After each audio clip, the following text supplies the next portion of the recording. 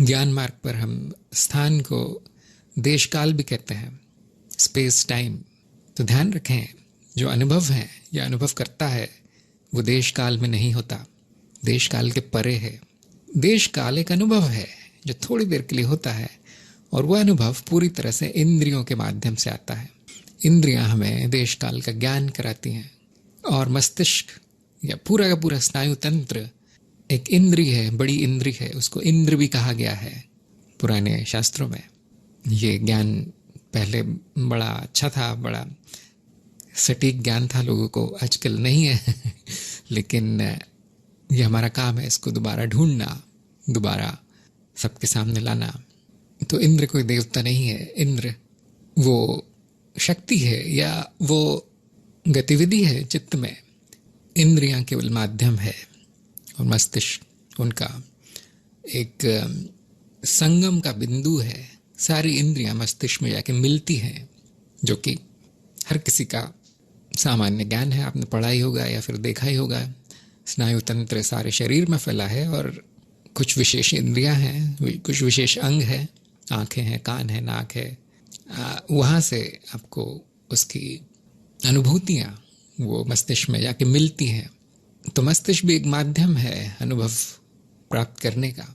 इंद्रियां क्या कर रही हैं? जो नाद रचनाएं हैं उनको छान कर, उनको बदल कर मस्तिष्क तक पहुंचाती हैं।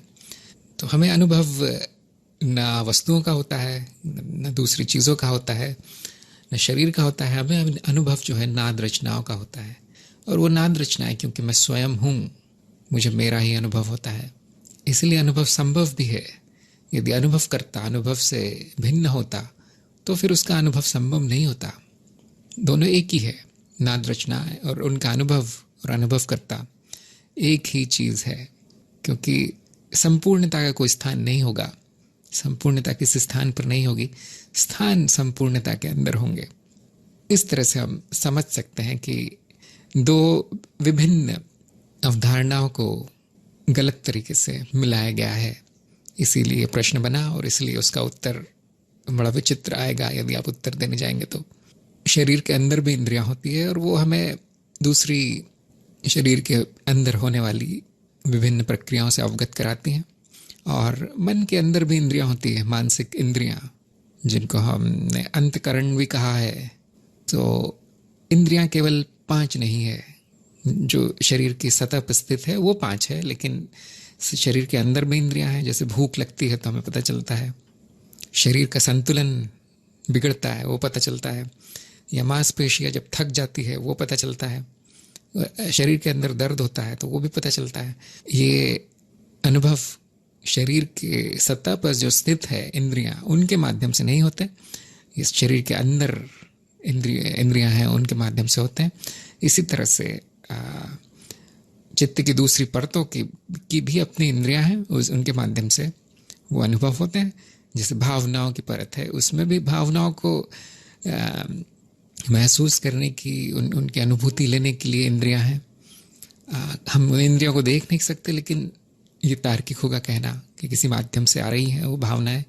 और इसी तरह से जो बुद्धि है, विचार हैं हमारे, कल्पनाएं हैं, स्वप्न हैं, उनका सारा जो माध्यम है वो किसी न किसी मानसिक इंद्रियों के माध्यम से अनुभव होता है। तो इस बारे में मैंने काफ़ी विस्तार में चर्चा की है इंद्रियों के विषय पर, और मैंने आपको 20-25 तरह की इंद्रियां गिनाई हैं वहाँ पर। तो आपने वो यदि श्रृंखला देखी होगी, मैं भूल रहा हूँ अभी किस भाग में है ये इंद्रियों की चर्चा, लेकिन ज्ञान मार्ग की सारी श्रृंखला यदि आप देखें तो इसी बारे में है सारा विषय। इंद्रियों के, चित्त के और उनकी परतों के, उनकी रचनाओं के बारे में मैंने बड़ा विस्तार में बताया है। तो ये इन इंद्रियों के स्थान है। आप कह सकते हैं कि कुछ इंद्रियां मस्तिष्क में भी मिलेंगी, लेकिन वो इंद्रियां केवल माध्यम है। इंद्रियों के माध्यम से अनुभव आता है, इंद्रियों में अनुभव नहीं होता। ये अधिक सही होगा कहना, अधिक सटीक भाषा होगी, जो कि आपका भी अपरोक्ष अनुभव है, क्योंकि आपको मस्तिष्क का अनुभव हो रहा है, आपको इंद्रियों का स्नायु तंत्र का अनुभव भी हो रहा है। वैसे तो कहना ठीक नहीं होगा, क्योंकि जब तक आप शरीर को काट कर नहीं देखेंगे तब तक आपको उसका अनुभव नहीं होगा, लेकिन मान सकते हैं इसमें कुछ गलत नहीं है कहना कि उनके अनुभव हो रहे हैं, तो अनुभव के अंदर अनुभव कैसे हो सकता है? ये प्रश्न आएगा आपके सामने कि यदि अनुभव सिर के अंदर है तो सारे के सारे सिर का अनुभव उस अनुभव के अंदर कैसे हो सकता है? इस तरह की जटिलता आपको देखने को मिलेगी जिसका कि कोई अर्थ नहीं निकलता। तो न केवल चित्त की वृत्तियों के जो हम सोचते हैं या भावनाएं या चिंतन मनन करते हैं, उनका भी कोई स्थान नहीं होता। न केवल उनका, बल्कि शरीर के अंदर से जो अनुभव आ रहे हैं, अनुभूतियाँ आ रही हैं, उनका भी कोई स्थान नहीं होता। और शरीर के बाहर जो वस्तुएं हैं जिनका कि बाहरी पंचेंद्रियां हमें अनुभव करवाती हैं, उनका भी कोई स्थान नहीं होता। स्थान एक अवधारणा है जो बाद में बनती है। जब अनुभव हो जाता है तो हमारा चित्त उसको किसी स्थान पर संयोजित करता है, उसकी स्थान की रचना होती है। स्थान अपने आप में नहीं होते, बाहर केवल नाद रचना है, शरीर भी नाद रचना है, स्नायु तंत्र मस्तिष्क नाद रचना है, ये किसी स्थान पर नहीं होते। जब अनुभव हो जाता है तो उसका स्थान निर्धारण होता है, जो कि हमारे संस्कारों के आधार पर होता है। पिछला जो भी ज्ञान है उसके आधार पर स्थान का निर्धारण होता है। तो एक बड़ी विचित्र बात है कि क्योंकि अधिकतर इंद्रियां सिर में स्थित है, आंखें हैं या गंध है या श्रवण है या फिर स्वाद है, और स्पर्श भी, सिर में भी स्पर्श कर सकते हैं। तो सभी इंद्रियां जो है, 5 इंद्रियां सिर के अंदर स्थित है, और कंठ भी करीब करीब सिर के अंदर ही आता है। जो कर्मेंद्रिय है, बोलने की कर्मेंद्रिय, वो भी सिर के अंदर ही है।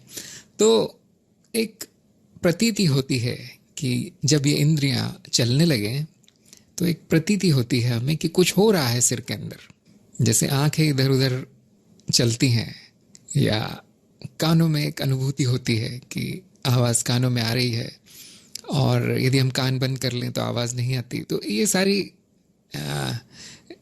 छोटे छोटे अनुभव हमें ये प्रतीत करवाते हैं कि कुछ चल रहा है सिर में, और इसीलिए ये अवधारणा बन जाती है कि सारे अनुभव सिर में हो रहे हैं।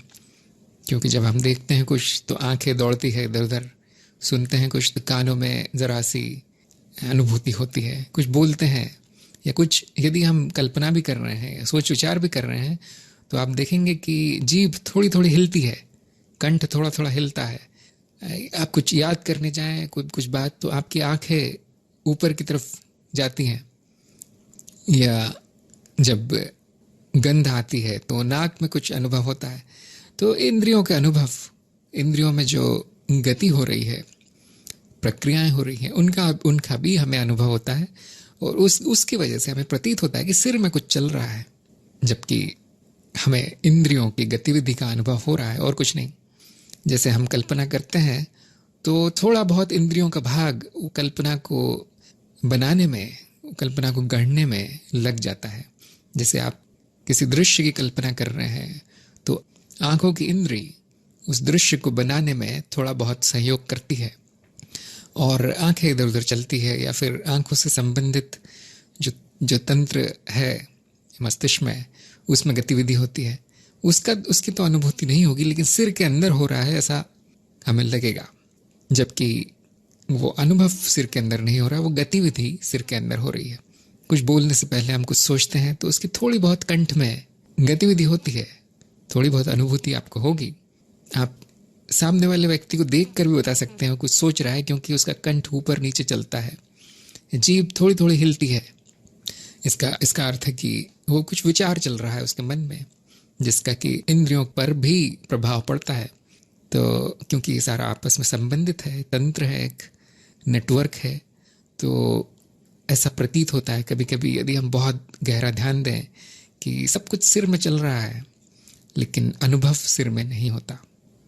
अनुभव का कोई स्थान नहीं है, देश काल के परे है अनुभव, और यही हमारा अप्रोक्ष अनुभव है। कभी कभी शास्त्रों में हमें एक उपमा दी जाती है चिदाकाश की।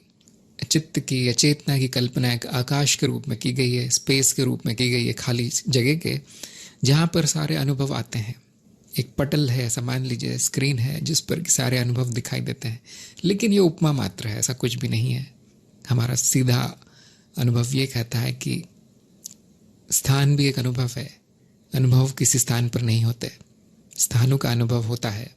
कहाँ होता है? यहाँ होता है जहाँ पर अनुभव करता है, वहाँ पर। और अनुभवकर्ता का भी कोई स्थान नहीं है, इसीलिए हम उसको अनंत कहते हैं, क्योंकि किसी एक स्थान पर स्थित नहीं है, एक स्थान से सीमित नहीं है। वस्तुओं के स्थान होते हैं, प्रक्रियाओं के स्थान हो सकते हैं, लेकिन अनुभव और अनुभवकर्ता जो कि एक ही है, वो अनंत है, उसका कोई स्थान नहीं है। हर स्थान उसके अंदर है। तो यदि आप इस तरह से मनन करें, अपने ही अनुभव का उपयोग करें जानने के लिए कि किस चीज़ का क्या स्थान होगा, तो आपको इस प्रश्न के उत्तर स्वयं मिल जाएंगे। आशीष का एक और प्रश्न था कि उससे जुड़ा हुआ प्रश्न था कि जिन इंद्रियों के माध्यम से हमें वृत्तियों का अनुभव हो रहा है, क्या वो न्यूरॉन्स हैं? न्यूरॉन्स यानी कि मस्तिष्क, उसकी कोशिकाएं। तो जैसा कि मैंने अभी अभी उत्तर दिया, मैंने वही उत्तर लिखा था यहाँ पर कि जो शारीरिक रचनाएं हैं इंद्रियों की, वो एक माध्यम मात्र है। तो इनकी बात सही है कि सभी वृत्तियों का अनुभव किसी न किसी इंद्रिय के माध्यम से होता है। और जो पंचेंद्रियां हैं, जो शरीर की इंद्रियां हैं, शरीर से संबंधित इंद्रियां हैं, खास तौर से वो स्नायु तंत्र के माध्यम से उनका अनुभव होता है। स्नायु तंत्र का काम है जो नाद रचनाएं आ रही हैं हमारे अनुभव के अंदर, उनको सीमित करना। उनका एक बहुत छोटा सा भाग इन इंद्रियों के माध्यम से हम तक पहुंचता है और वो भी परिवर्तित कर दिया जाता है। इंद्रियां उनको विभिन्न रूपों में दिखलाती हैं और इसीलिए उसके प्रकार बन जाते हैं।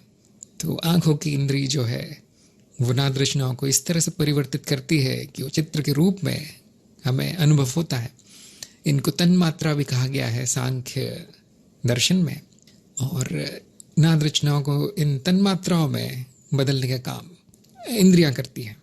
इंद्रियों की रचना शरीर में मिलती है और ये कोशिकाओं से बनी है इंद्रियां। सभी इंद्रियों में न्यूरॉन्स होते हैं, सभी इंद्रियों में ये छोटी छोटी कोशिकाएं होती हैं जिनका काम है वो जो नाद रचना की जो गति है उसको आगे पहुंचाना। एक वायर की तरह काम करता है वो न्यूरॉन। इसलिए हम कहते हैं किस माध्यम से आ रही है वो नाद रचना, और बड़ी बदल के उसका परिवर्तन होने के बाद हमको उसका अनुभव होता है। भौतिक वस्तुएं भी नाद रचनाएं हैं जो कि अभौतिक और अमानसिक हैं, उनका स्वभाव भौतिक नहीं है। और नाद रचनाएं ब्रह्म मात्र हैं, आत्म मात्र है, मैं ही नाद रचनाएं हूँ। जब ये नाद रचनाएं सीमित कर दी जाती है और परिवर्तित कर दी जाती है तन्मात्राओं में, तो उनका एक विशेष तरह का अनुभव होता है। इसके अलावा हमें अनुभव नहीं होता, इसके अलावा कोई अनुभव संभव नहीं है। किसी न किसी इंद्रिय के माध्यम से ही अनुभव होगा, क्योंकि आप इंद्रियों को निकाल दें जो कि उसको सीमित करती है नाद रचनाओं को और परिवर्तित करती है, तो सारी की सारी नाद रचनाएं हम तक पहुंच जाएंगी, यानी कि कोई भी अनुभव नहीं होगा। लाखों करोड़ों नाद रचनाएं तरह तरह की यदि आपके चित्त के पटल पर चिदाकाश में पहुंच जाएं तो कोई भी अनुभव नहीं होगा, या फिर वो अनुभव अर्थहीन सा होगा। आप ये कल्पना कर सकते हैं कि एक चित्र का पटल है, स्क्रीन है, जहाँ पर एक चलचित्र दिखाया जा रहा है, और क्योंकि एक ही चलचित्र है, आप देख सकते हैं, सुन सकते हैं, उसका अर्थ निकलता है। यदि आप उसी पटल पर दूसरे फिल्म भी चला दे, दूसरा चलचित्र भी चला दे, तो दोनों एक साथ दिखेंगे। फिर भी थोड़ा बहुत आप देख सकते हैं, लोग दिखेंगे आपको और वस्तुएं दिखेंगी, लेकिन आप 100-200 चित्र वहीं पर प्रोजेक्ट कर दें, उनको एक ही स्क्रीन पर देखने का प्रयास करें, तो आप देखेंगे सारी की सारी जो स्क्रीन है, पटल है, वो या तो पूरी तरह से काला है, या तो फिर पूरी तरह से सफ़ेद है, कुछ भी दिखाई नहीं देगा। तो यदि हम सीमित ना करें अपने अनुभव को, तो उसका कुछ अर्थ नहीं निकलेगा, उसका कोई अनुभव नहीं होगा, अर्थपूर्ण अनुभव नहीं होगा। इसलिए इस प्रश्न का उत्तर कि इंद्रियां क्यों हैं, सीमित क्यों करती है अनुभव को, इस प्रश्न का उत्तर आप इस तरह समझ सकते हैं कि यदि ना करे ऐसा, यदि ये रचना न बनाई जाए, तो कोई भी अनुभव संभव नहीं है। कम से कम कोई अर्थपूर्ण अनुभव नहीं मिलेगा। जैसे जैसे चित्त का विकास होता है, इंद्रियों की जो योग्यता है वो बढ़ती जाती है और नई नई नाद रचनाएं भी आने देती हैं, और इस तरह से हमारा अनुभव बढ़ता जाता है। लेकिन अभी मनुष्य के रूप में या किसी जानवर के रूप में हमें केवल बहुत सीमित इंद्रियां मिली हैं और इसीलिए हमारा अनुभव सीमित होता है। और इसलिए कभी कभी ऐसा लगता है कि इस शरीर में ही वो अनुभव हो रहे हैं, क्योंकि शरीर के माध्यम से हो रहे हैं।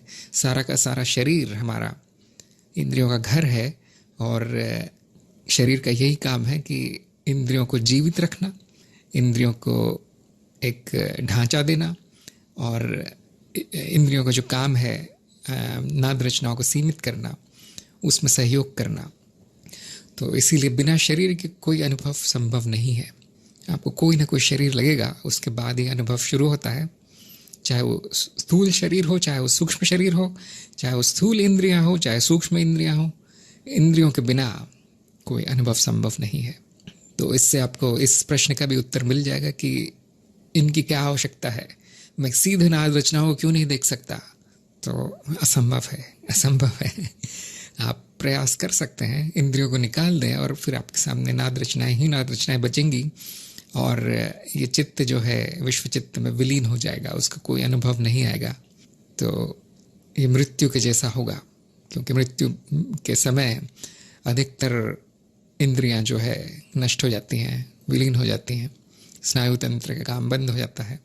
अब आपके सामने सारी की सारी नाद रचनाएं हैं, सारा का सारा विश्व चित्त सामने आ जाता है, लेकिन उसका कोई अर्थपूर्ण अनुभव नहीं होता। फिर भी मृत्यु के समय सूक्ष्म इंद्रियां बंद नहीं होती, सूक्ष्म शरीर रहता है, इसलिए सूक्ष्म अनुभव होते हैं, चित्त के अनुभव, चित्त की वृत्तियों के अनुभव होते हैं।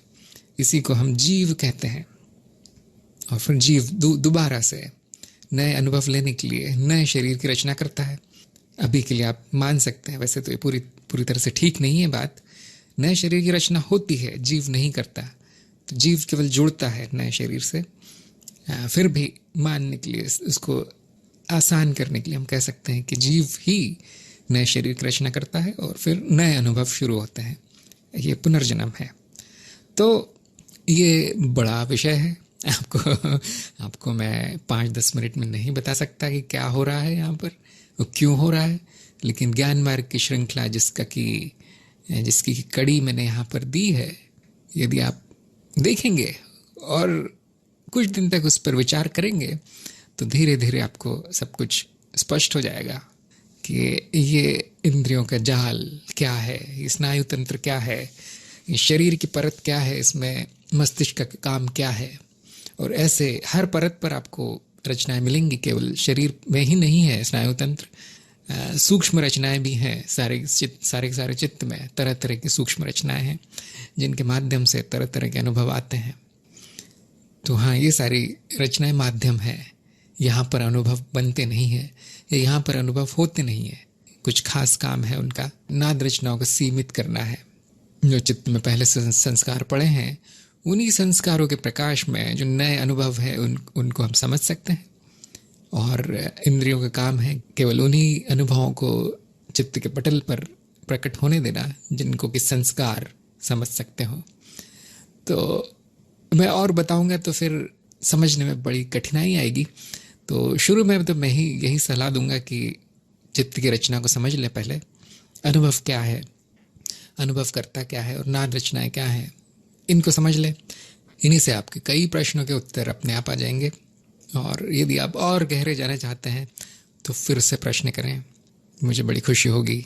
कोई और इतना जानना चाहेगा तो, क्योंकि अधिकतर जनता इतने में संतुष्ट हो जाती है, मैंने देखा है कि उनको इससे अधिक ज्ञान देने पर भी अधिक समझ में नहीं आता। क्योंकि हाँ, ये सारी बातें हमारे अनुभव में नहीं है। जब तक सीधा अनुभव नहीं होगा तब तक समझ में नहीं भी आएगा। इसलिए बहुत से गुरु जो है कभी कभी छोटा उत्तर दे देते हैं जो कि इतना सटीक नहीं होता, जो कि इतना सही नहीं होता।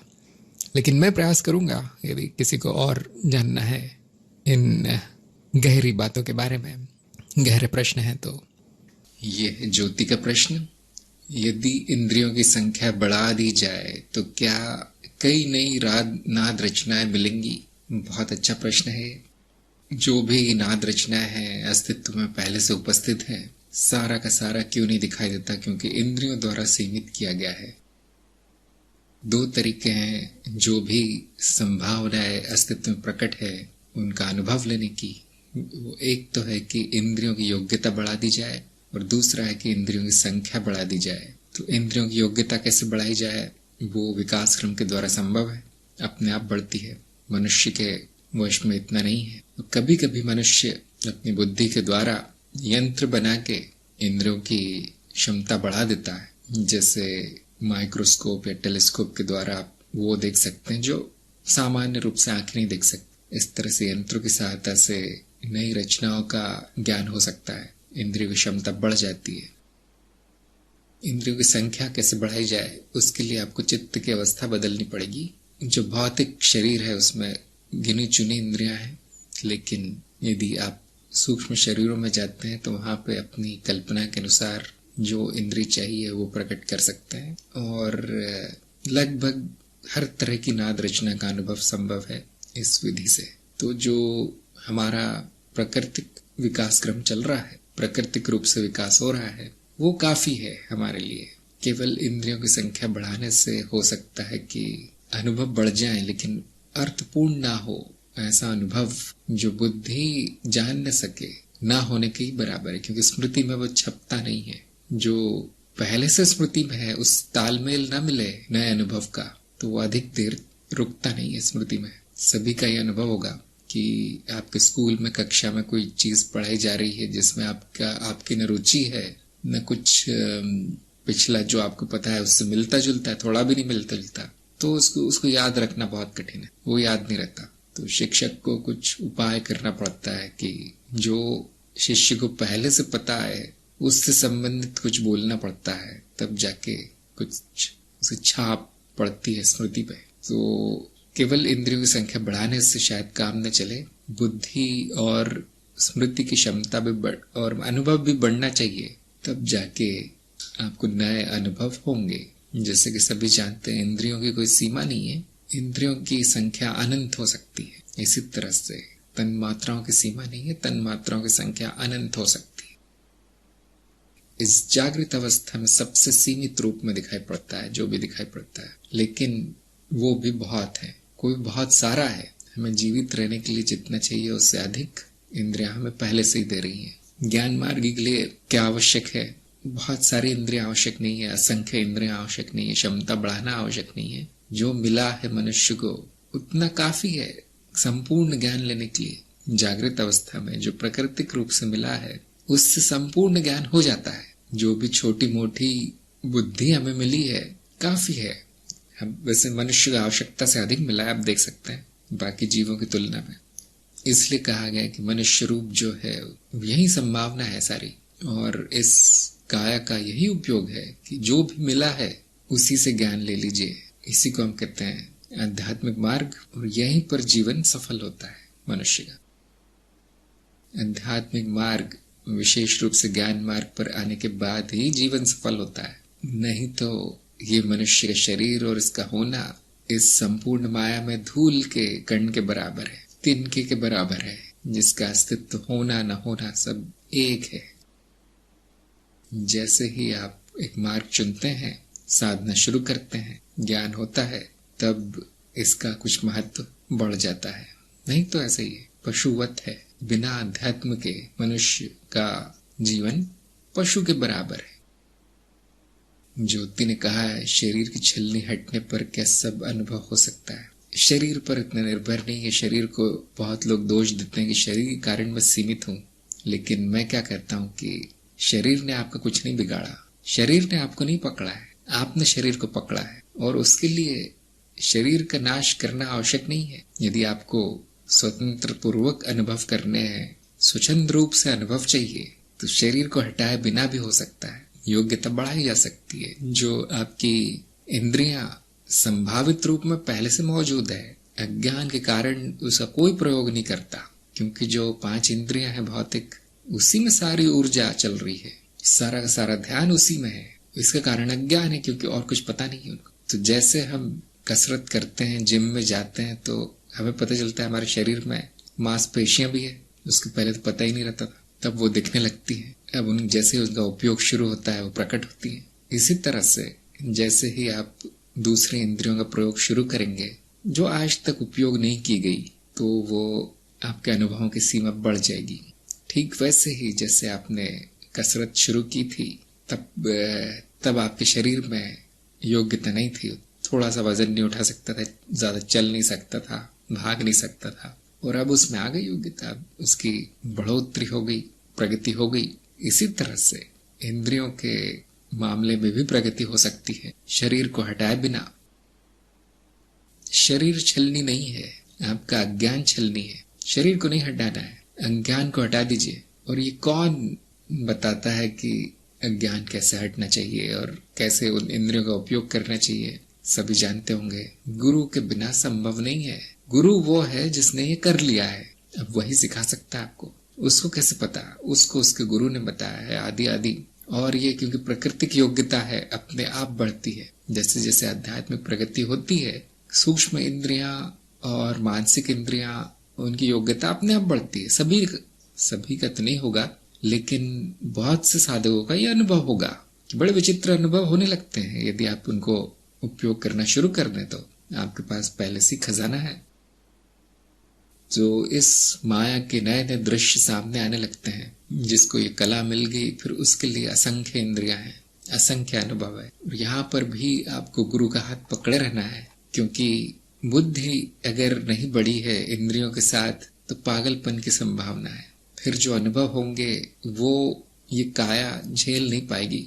ये जो परती रचना है उससे बुरा प्रभाव पड़ेगा, क्योंकि परती रचना जीवित रहने के लिए बनी है, उत्तर जीवित है, इसका लक्ष्य है। और तरह तरह के विकार उसमें आ जाते हैं। सबसे पहला विकार तो यही आ जाता है कि वो अहम भाव बहुत बढ़ जाता है, दंभ, कि मुझ में योग्यता है, मुझ में सिद्धि है, मुझ में ये है। ऐसा कुछ भी नहीं है। जैसे ही गर्व आता है, पतन का कारण हो जाता है।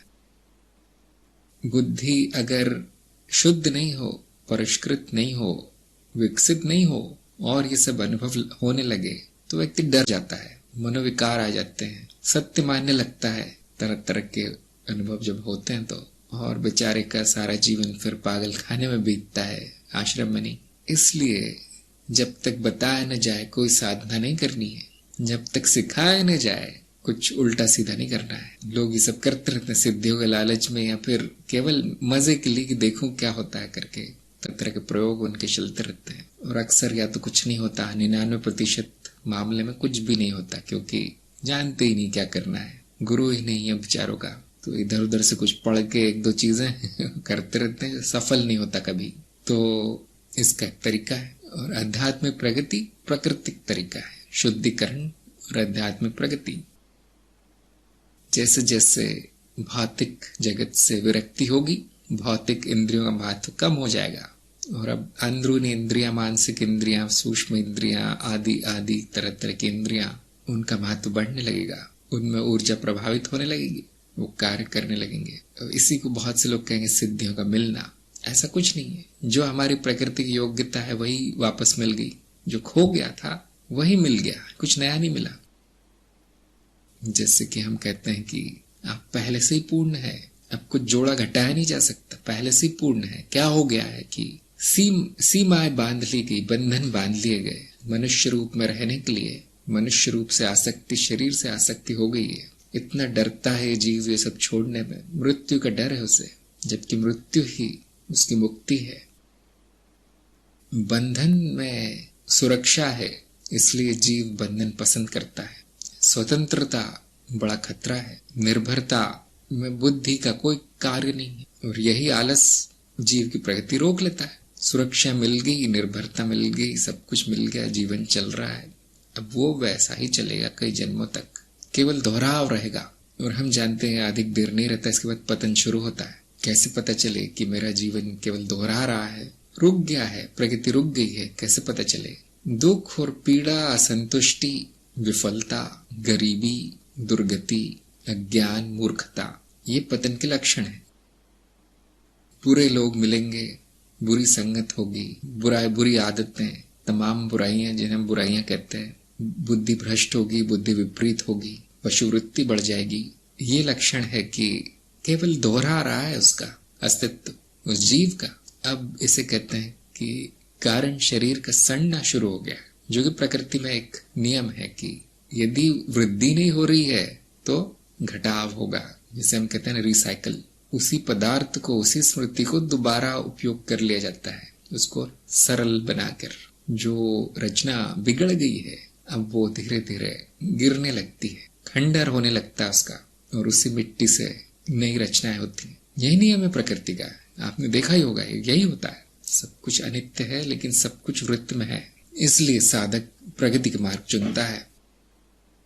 कुणाल ने कहा है कि इंद्रियों की संख्या बढ़ने से क्या माया और गहन नहीं हो जाएगी? क्या साधना में ये बाधा नहीं है? क्या माया भी गहन नहीं है? क्या अभी अंधकार नहीं है? समस्या इंद्रियां नहीं है, समस्या अज्ञान है। यदि अनुभवों की संख्या बढ़ गई है, अनुभवों का विस्तार बढ़ गया है और ज्ञान भी बढ़ गया है, तो माया क्या करेगी? अज्ञान बंधन है, माया नहीं। माया तो बेचारी खेल रही है और हम उसके बच्चे हैं, उसके आंगन में खेल रहे हैं। कोई नया खिलौना मिलता है, कोई नई वस्तु मिलती है तो उसमें कोई बुराई नहीं है। लेकिन यदि उन वस्तुओं से या उन अनुभवों से आपकी आसक्ति हो गई है, अब डर लगता है उनसे दूर जाने में, बंधन तोड़ने में, अब समस्या है ये बड़ी, अब प्रगति नहीं होगी। तो इंद्रियां, माया, अनुभव इतनी बड़ी बाधा नहीं है जितने के अज्ञान और गुरु का ना होना, मार्गदर्शन ना होना। वो निश्चित है, दुर्गति निश्चित, पतन निश्चित है उसके बाद। और जो मार्ग पर नहीं है, जिनका गुरु नहीं है, जिनको मार्गदर्शन नहीं है, और जिनको एक सहारा नहीं है कि जब कुछ गलत हो जाए तो कोई आके मुझे उठा ले, उनकी दुर्गति निश्चित है। क्यों? माया फिर छोड़ती नहीं है। तो साधना में बाधा कैसे हो जाएगी? इंद्रिय क्षमता, जब उसका दुरुपयोग होने लगेगा, जब उनको दिशा नहीं होगी उस साधक की, वो साधक दिशाहीन होगा। उसको मिल गया है खिलौना, अब क्या करूं समझ में नहीं आता। उसको माचिस मिल गई है, अब वो हर जगह आग लगा देता है। उसको माचिस का उपयोग करना गुरु सिखाता है। शक्ति है, एक तरह की सिद्धि है। सिद्धियों का उपयोग व्यक्ति अपनी बुद्धि के अनुसार करता है, और यदि बुद्धि नहीं चल रही हो तो नुकसान ही करता है, स्वयं का नुकसान कर लेता है, दूसरों का भी करता है। इसलिए सभी साधना गुरु की शरण में, गुरु के मार्गदर्शन में होनी चाहिए। ये मान लीजिए अध्यात्म का नियम है, जो ये नियम तोड़ता है उसके नसीब में अब कुछ बुरा ही लिखा है, बुरा ही होगा उसका, या तो कुछ भी नहीं होगा। अपने को, स्वयं को ही वो धोखा देता रहता है जीवन भर, कई जन्मों तक, कि मुझे कुछ आता है। एक दो शब्द इधर उधर पढ़ लेता है, एक दो वीडियो देख लेता है, अब मुझे सब आता है। जैसे ही समर्पण होता है किसी ज्ञानी के सामने, तब प्रगति शुरू होती है, फिर कोई बाधा नहीं है। प्रज्ञा ने कहा, मन की श्रृंखला में कहा था कि भाव इंद्रियां केवल खुद के भाव को नहीं पकड़ती, वो दूर दूर तक के भाव को पकड़ सकती है। भाव इंद्रियों की क्या सीमा है? भाव इंद्रियां अनंत है। क्यों? क्योंकि भावना चित्त की परत है, और सभी जानते हैं कि चित्त में सीमाएं नहीं होती। खुद के भाव, ये शब्द, ये वाक्य, खुद का भाव पूरी तरह गलत है। ऐसा में कुछ नहीं होता, मेरा कुछ भी नहीं है, न मैं हूं न मेरा कुछ है उस चित्त में।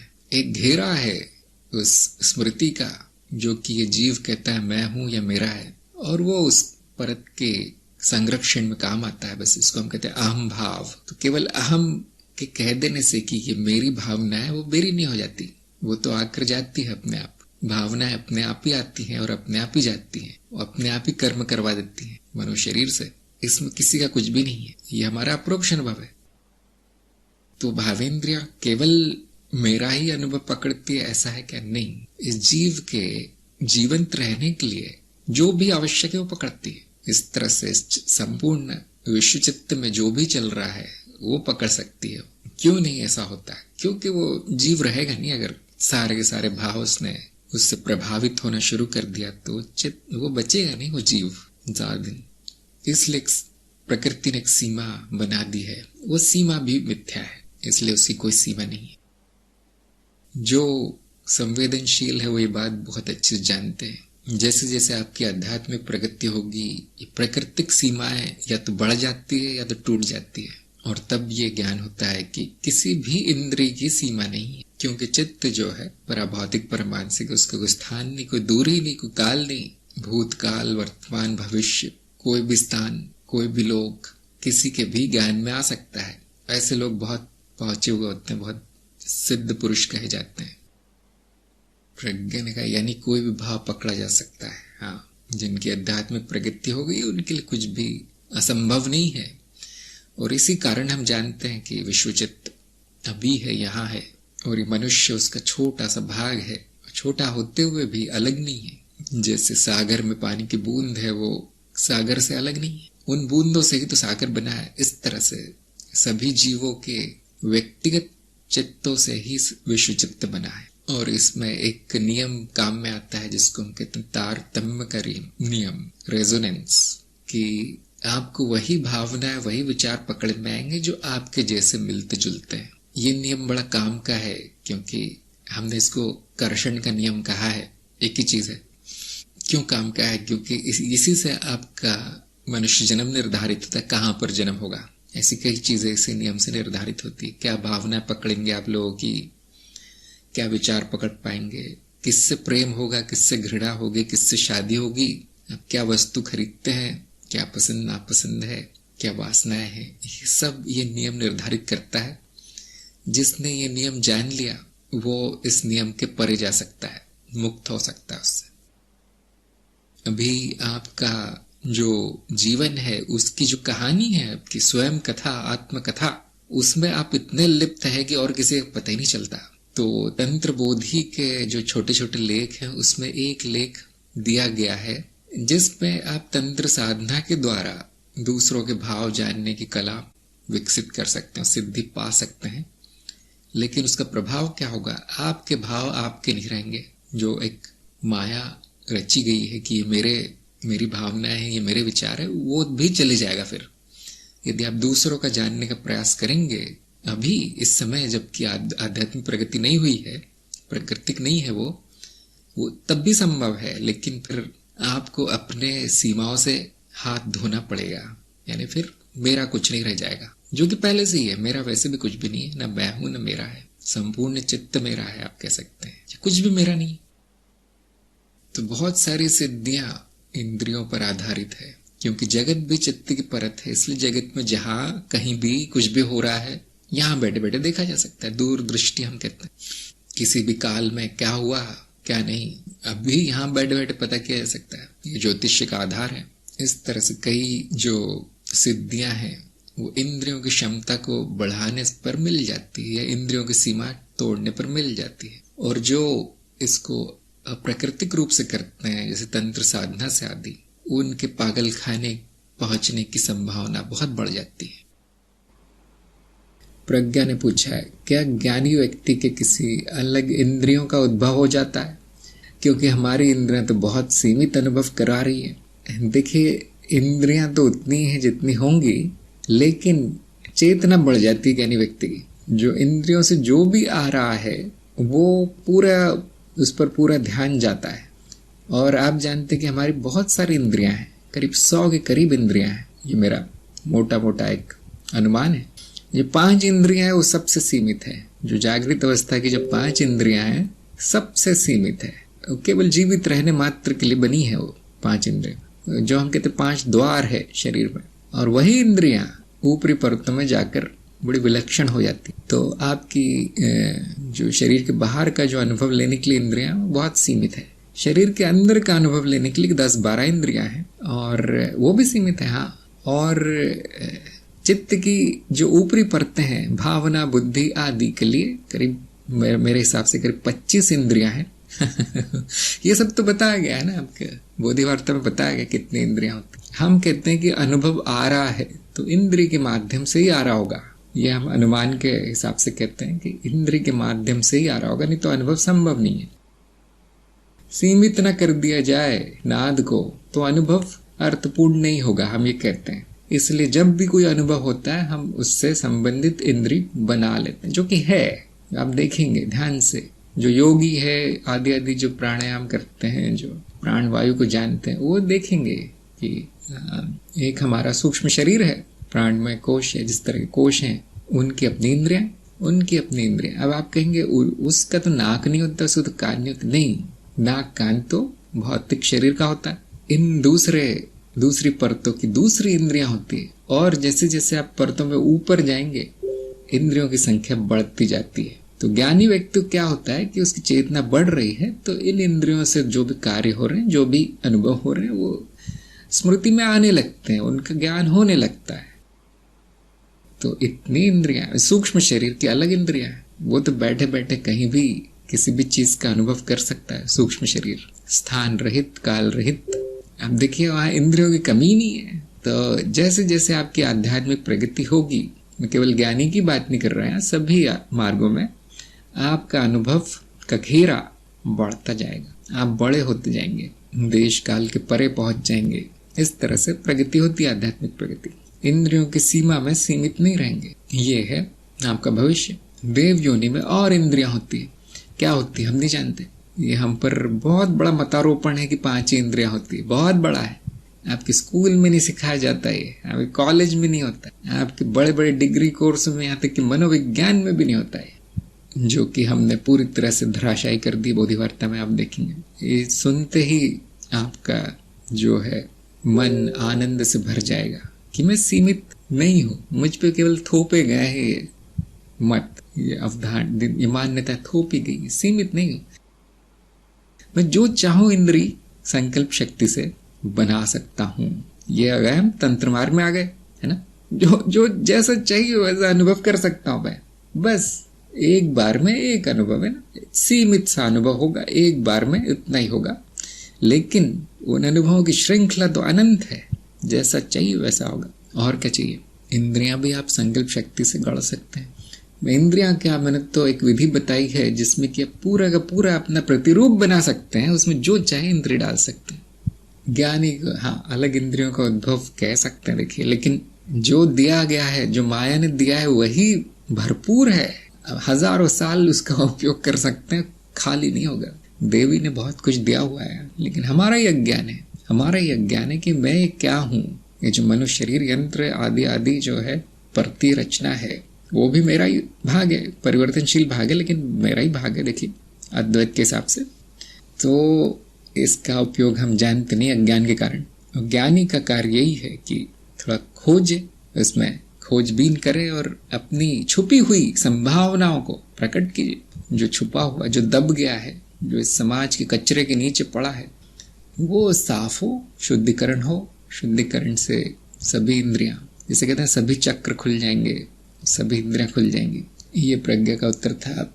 नंबर 9, इंद्रियों की क्या विशेषता है। इनमें इनको आधे अंक मिले, क्योंकि इन्होंने उत्तर बहुत विस्तार में दिया है, लेकिन एक दो जरूरी बातें बतानी चाहिए थी। पहली कि इंद्रियां नाद को सीमित करती हैं, शायद बताया भी था इन्होंने। और दूसरी, जैसे जैसे परतों में आप ऊपर जाएंगे इंद्रियों की संख्या बढ़ती है और शायद उनका घेरा भी बढ़ता है, अर्थात अधिक अनुभव संभव है। सबसे सीमित जो इंद्रिया है वो भौतिक शरीर वाली है, निचली परतों वाली सबसे सीमित है। वही इंद्रियां सूक्ष्म परतों में जाके करीब करीब असीमित है।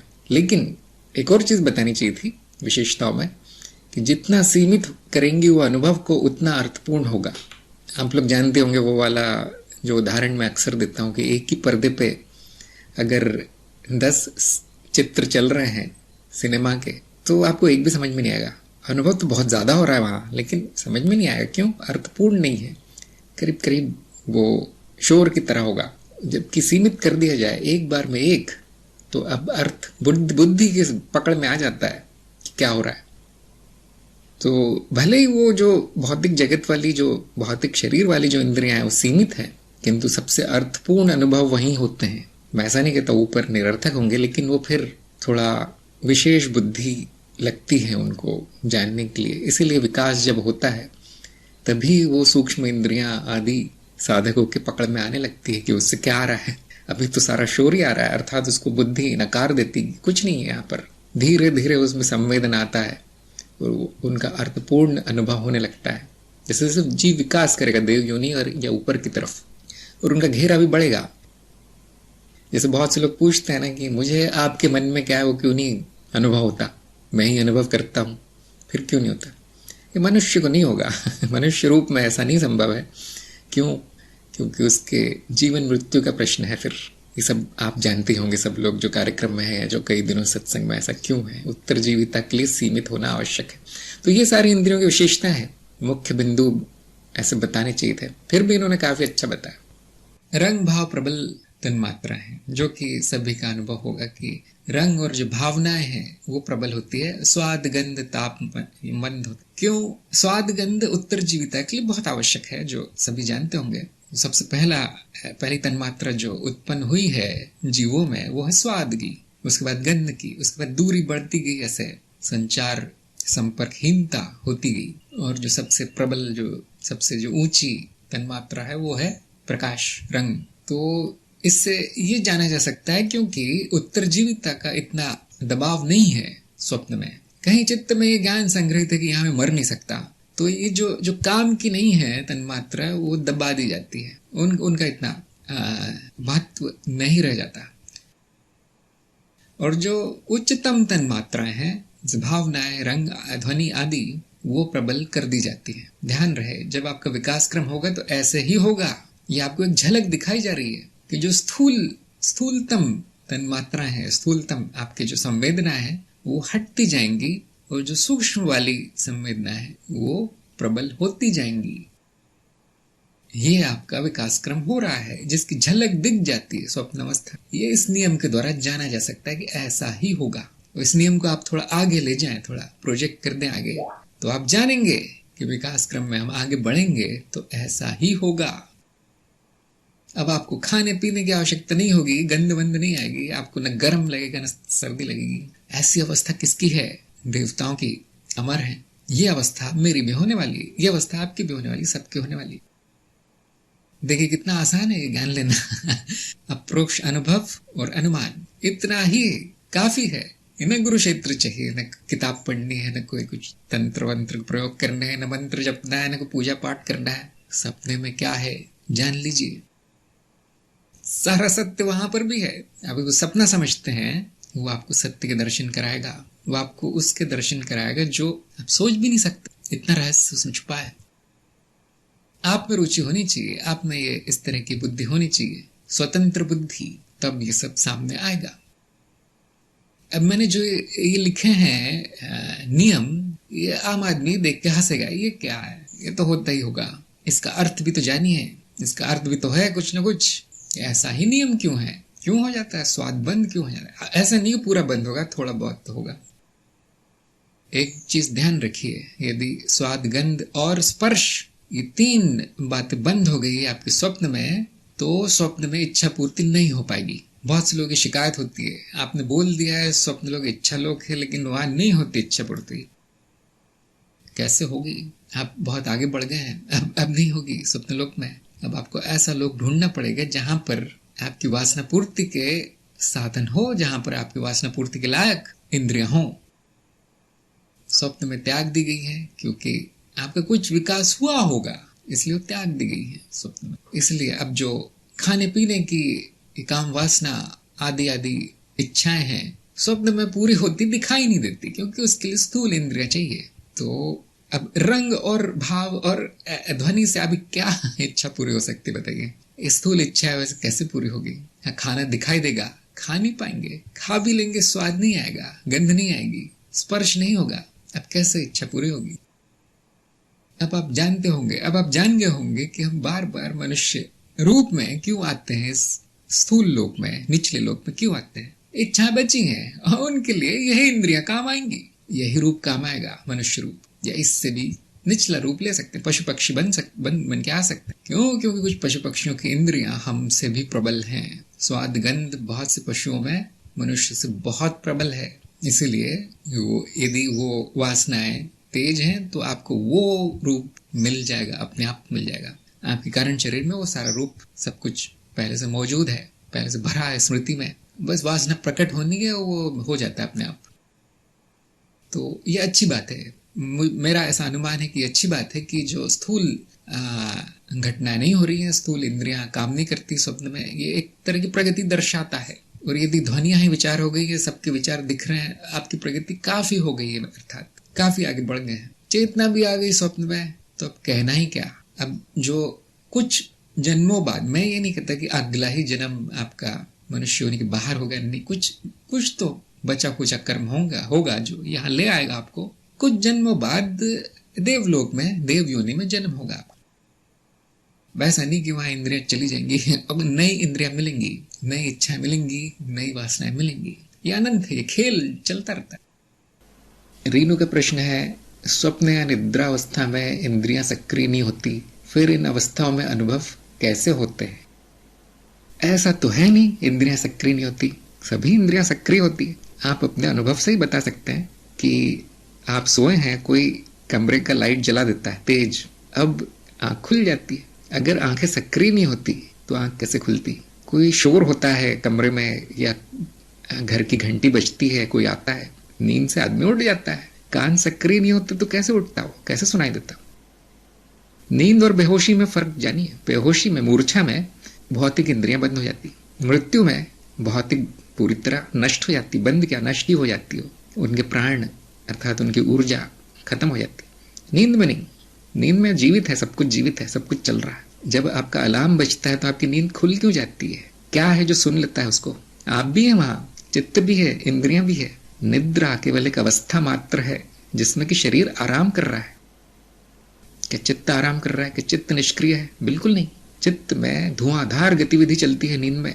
आपको क्यों ज्ञान नहीं है? क्योंकि निद्रा में चेतना नहीं आई अभी तक, इसलिए आपको मेरी बात माननी पड़ेगी। लेकिन फिर भी मैं उतना ही आपको बता रहा हूं जितना आपको अनुभव हो सकता है।